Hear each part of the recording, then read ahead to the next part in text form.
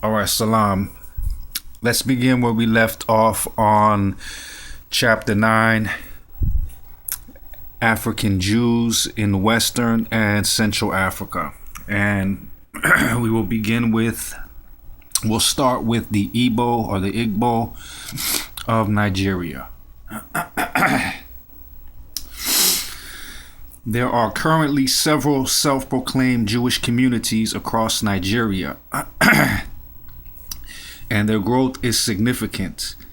Members of these Jewish communities mostly come from the Igbo group, the third largest ethnic group in the country, who live in the southeastern region of Nigeria.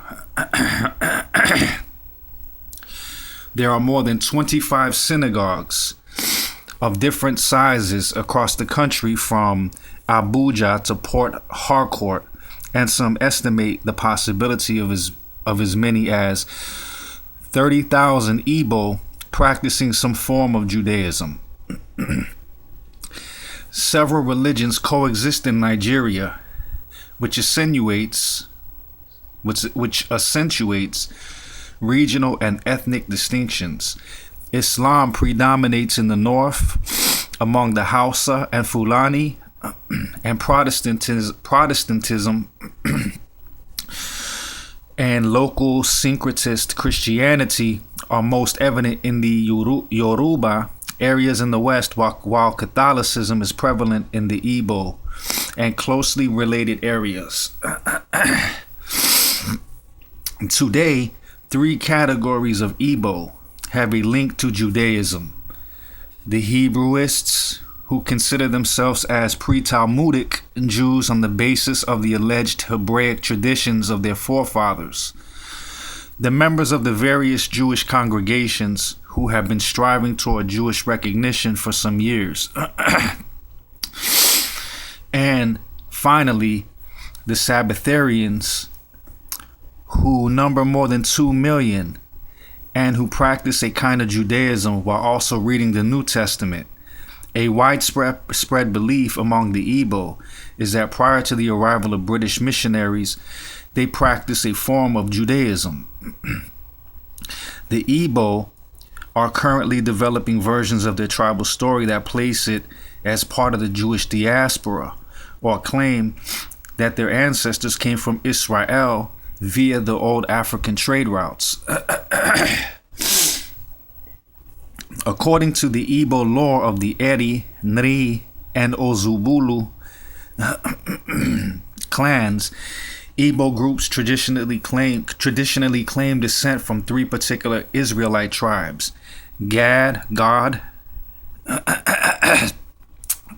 Zebulun, and Manasseh, and call them Bnei Gath, Bnei Zebulun, Bnei Zebulun, and Bnei Manasseh.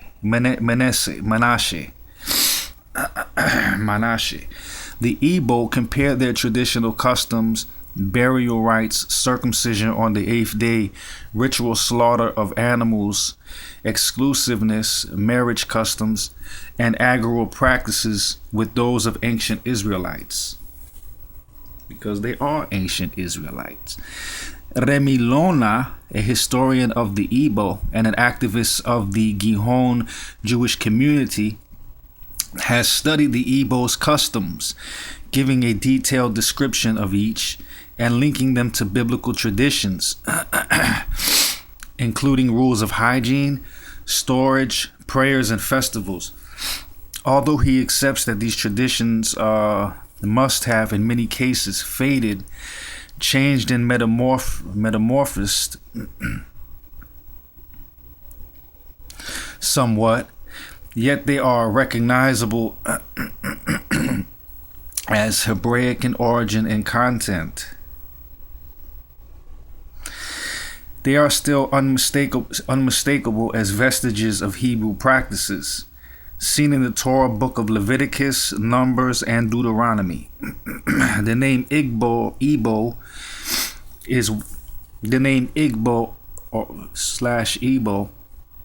is widely considered as a corrupt form of Ivri or Ibri, Hebrew. The interpretation of the Igbo or Igbo name for the supreme being, Chukwu Abiyama, is God of Abraham. Chukwu means God, and Abiyama may be a derivative of Abraham. Abiyama, Abraham. When asked, where did the Igbo come from? Chief Anwa, who at 90 is the oldest man of the Nri clan in Igbo land, answered without hesitation. The Igbo are a people called Hebrews. They were led by a man with the name Eri. With the name Eri. There were troubles in their original home, so they